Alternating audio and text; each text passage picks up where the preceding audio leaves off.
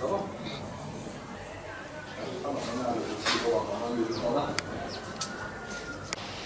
Vefat eden şeydir, bizim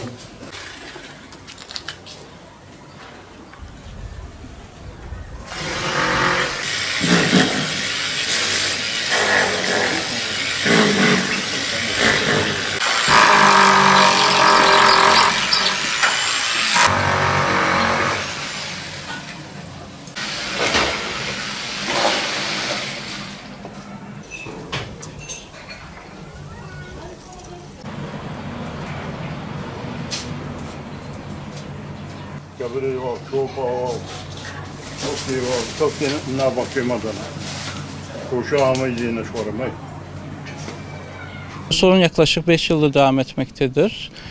Bu sorun süreçinde gerek CİMER olsun, gerekse belediye yazmış olduğu dilekçeyle belirttiğimiz üzere yapı kaçak olabilir, şey olabilir. Yalnızca biz şunu istiyoruz hukuk açısından. 6-7 katlı bina yapıldığı zaman 5,5-6 metre geri çekilme payı bırakılması istiyor. Eğer pencere ve balkonlar açık bırakılması için şu anda görmüş olduğunuz gibi pencere ve balkonlar açık değil. İmar hukukuna aykırı. Bina kaçak olduğu için yıkılması değil de uzlaşarak diyalog yoluyla çözülmesini istiyoruz. İstediğimiz tek çözüm yolu o pencere ve balkonların bir önce yetkililer tarafından kapatılması. Daha önce dilekçe verdiğimiz zaman ben evde olmadığım süre zarfında işte olduğum zaman zaman belediye dilekçeler babam ve ablam verdi. Daha sonra yol ortasında kestiler, bağırıp çağırdılar. Araya komşular girmesiyle olay daha fazla büyümeden önlendi. Bu sorunların devlet eliyle ya da kanaat önderi tarafından çözülmesini talep ediyoruz. Burada kaçak bina yapıldı. 8 katlı bir bina yapıldı ve komşu mesafesi bırakılmadı. Yer çekme olayının olmadı. Bir bina yapılırken en az 5,5 metre bir boşluk olması lazım. Fakat biz defalarca söylememize rağmen belediye ve tüm girişimize rağmen herhangi bir sonuç elde edemedik. Kaçak binada komşu payı yok. Üstümüze taş geliyor. Şu anda hala da çalışma devam ediyor. Üstümüze taş geliyor, kum geliyor. Her türlü taşlar üstümüze geliyor ve tüm yetkili kurumları göreve çağırıyoruz. Biz amacımız sadece pencere ve balkonun kapatılmasıdır. Başka kimse mağdur olmasını da istemiyoruz.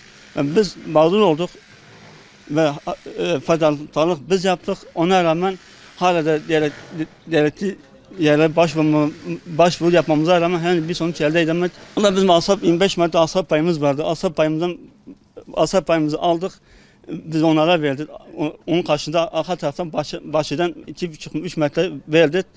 Ve diğer taraftan da bir şey istemedik. Ve ona rağmen adamlar yine caydı. Adamlar yine kendi bildiğini okudu.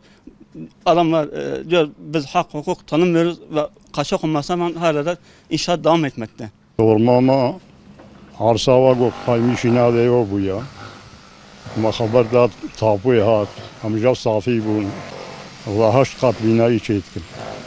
Sorma ve tedbini nava bahçe matecid ki nav Amerikan derkabına nava bahçe ho Amerikan derkabına serhani ho pencere var balkonu var serseri marana am haber edine belediye kapatna ki komşu mesafesi hiç sıfır kirna gerek en az 5 metre niva ki çekmiş ben hatta pencere balkonu alırdım amkin nakin balkonu ho pencere khod bardım haksızı elmatkin zulmetkin haber gumdana var saldırmış imatkin. Am tuazın go pencere ko balkonu ko bugrin. Utişik darama detena.